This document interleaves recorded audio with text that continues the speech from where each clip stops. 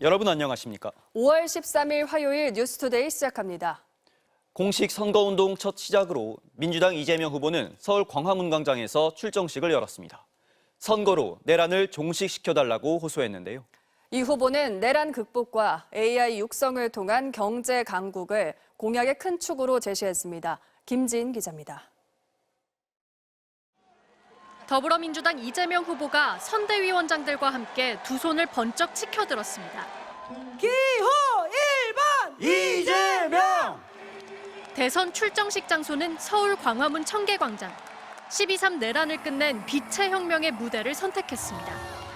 세상을 밝게 비추는 문, 광화문이란 이름 그대로 우리는 이곳에서 칠흑 같은 내란의 어둠을 물리쳤습니다. 양복을 벗고 테러 위협에 대비한 방탄복 위로 파란색 선거운동복을 입은 이 후보는 구두 대신 파란색에 상대당 색인 빨간색까지 섞인 운동화도 신었습니다. 진보, 보수 구별 없이 국민의 후보로 뛰겠다는 뜻을 운동화에 담은 겁니다. 이 나라를 책임지고 이끌어갈 사람은 이재명도 김문수도 아니고 바로 국민 여러분입니다. 이번 대선을 국민 대 기득권 내란 세력의 일전으로 규정했고 조국혁신당, 진보당, 기본소득당, 사회민주당도 손을 맞잡았습니다. 광화문에서 첫 공식 일정을 마친 이재명 후보는 이후 판교와 동탄, 대전을 잇따라 찾아 성장과 혁신을 강조했습니다. 군, 사법부, 검찰개혁 등 내란 극복, AI 집중 육성을 통한 경제 강국 두 가지를 10대 공약의 양축으로 제시했는데 첫날 일정에 이걸 모두 담은 겁니다. 스타트업에 대한 대규모 지원을 약속했고 거리에선 반도체 웨이퍼를 들어보이며 경제와 과학기술 유세를 이어갔습니다. 가진 것도 없고 조직도 그리고 혈연도 지연도 없는 저 이재명을 이렇게 키워준 것도 경기도이니 이번에는 대통령실로 보내주시기 바랍니다.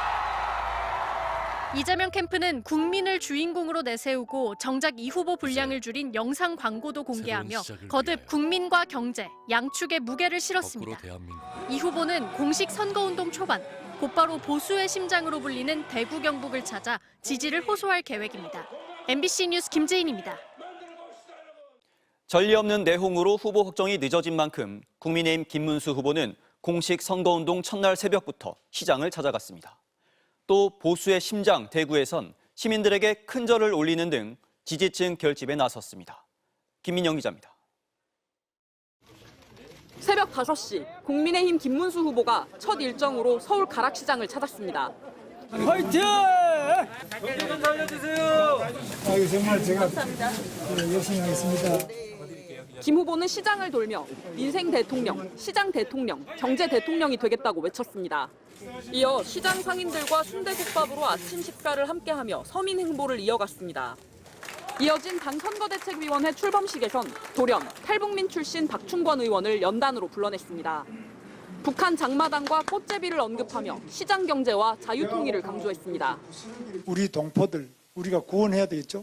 북한을 자유통일, 풍요로운 북한으로 만들 수 있는 정당은 국민의힘이다. 그러면서 풍요롭게 하는 것이 진보지 가난하게 하는 것이 진보냐며 상대 진영을 향한 거친 발언도 쏟아냈습니다. 저는 가짜 진보. 우리가 이 가짜 진보를 확 찢어버리고 싶습니다. 김 후보는 곧장 대전 국립현충원을 찾아가 연평도 포격, 천안함 침몰 전사자들의 묘역을 참배했습니다. 훌륭하신 헌신의 정신을 기리고 이어받고 이게 국가의 기본 아니겠습니까? 10대 공약으로 기업하기 좋은 나라, AI와 과학기술 강국, 튼튼한 안보와 북핵 억제 등을 제시하며 역시 시장 경제와 안보를 양대 축으로 삼았습니다. 김 후보는 곧바로 대구 서문시장으로 이동해 시민들을 향해 큰 절을 했습니다. 단일화를 두고 거칠게 충돌했던 권성동 원내대표가 유세에 동행하면서 후보 교체 파동에 실망했을 보수 지지층들에게 다시 결집을 호소했습니다. 여러분, 경제를 살리려면 바로 박정희 대통령의 정신 필요하죠? 하면 된다! 김문수 김문수 후보는 보수의 심장인 대구에 이어 영남권 일정을 이어가며 보수 지지층 결집에 나설 전망입니다. MBC 뉴스 김민영입니다. 내란 혐의로 재판을 받고 있는 윤석열 전 대통령이 어제 법원에 공개 출석했습니다. 법원이 지하주차장 출입을 불허했기 때문인데요. 윤 전 대통령은 취재진 질문에 아무런 답을 하지 않았습니다. 송정훈 기자입니다. 윤석열 전 대통령이 탑승한 검은색 승합차가 법원에 들어섰습니다. 짙은 남색 정장에 붉은 넥타이를 맨 윤 전 대통령은 차에서 내리자마자 굳은 표정으로 법원 건물을 향해 빠르게 걸어 이동했습니다. 기자들 질문에 답하지 않았습니다. 비상계엄 선포에 대해 사과하실 생각 있나요?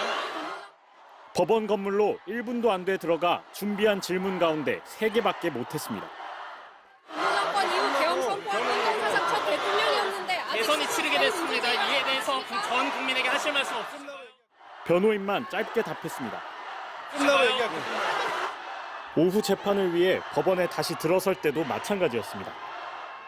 체포조 명단에 있던 의원이 대선 후보 됐는데 좀 어떻게 보세요? 이번에도 취재진의 눈길을 주지 않았고 자신의 이름을 연호하는 지지자들 쪽만 한 번씩 쳐다봤습니다. 재판이 모두 끝나고 법원을 나설 때도 기자들 질문에 답하지 않았습니다.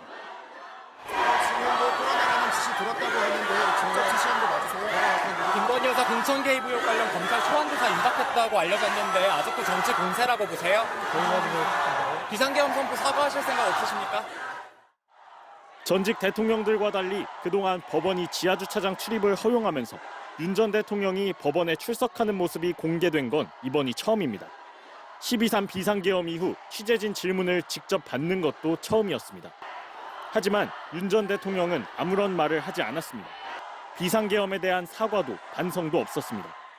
법원 주변에는 지지자 수십 명이 윤 어게인 펼침막을 들고 윤 전 대통령을 향해 윤석열 대통령을 외쳤습니다. MBC 뉴스 송정훈입니다. 미국과 중국이 서로에게 부과했던 보복 관세를 115%포인트씩 내리기로 합의했습니다. 협상 결과를 지켜보던 각국들은 일단 한숨을 돌리게 됐지만 세계 경제를 파탄 위기에 몰아넣은 미국의 선전포고가 협상용이었다는 비판이 나오고 있습니다. 워싱턴에서 김정우 특파원입니다. 휴전선언 이후 트럼프 미국 대통령은 성과를 열거했습니다. 내세운 가장 큰 결과는 중국의 시장 개방이었습니다. We achieved a total reset with China. The biggest thing that came out of that meeting is they've agreed. Now we have to get it papered, but they've agreed to open up China. 이미 부과된 관세는 유효하고 자동차, 철강, 알루미늄, 의약품 관세는 이번 합의에 포함되지 않는다는 점도 강조했습니다. 지킬 것은 지키면서 합의를 도출했다는 점을 부각한 발언입니다. 트럼프 대통령은 이번 주말에 시진핑 주석과 통화할 수도 있다면서 합의를 이끌어낸 배경을 덧붙였습니다. China was being hurt very badly. They were closing up factories. They were having a lot of unrest. And they were very happy to be able to do something with us. 미국의 고강도 관세 압박이 주요했다는 자평이었습니다. 백악관도 미중 관계에 새로운 지평이 열렸다고 보조를 마쳤습니다. We've described the non-tariff barriers and tariffs that disadvantage American workers, and folks are coming to the table. 하지만 엄밀히 들여다보면 장군 멍군식 관세 전쟁에서 미국이 노출한 약점이 더 많다는 평가가 나옵니다. 3월 미국의 무역 수지 적자가 큰 폭으로 늘어났고 1분기 국내 총생산은 마이너스 성장이었습니다. 트럼프발 관세 전쟁을 앞두고 위기감에 기업들이 수입량을 미리 크게 늘린 탓입니다. We may be seeing empty products on the shelves. So this is now going to be felt by the consumer. 미국은 145%의 폭탄 관세를 투하한 지 한 달여 만에 115%포인트를 파격적으로 내렸고 구체적 성과는 향후 협상에 맡기게 됐습니다. 협상용 고무줄 관세로 세계 경제를 궁지에 몰아넣었다는 지적이 나오는 이유입니다. 무엇보다 트럼프는 미국이 가진 가장 큰 무형의 국가적 자산이라는 예측 가능성과 안정성을 크게 악화시켰다는 비판에 직면해 있습니다. 워싱턴에서 MBC 뉴스 김정호입니다.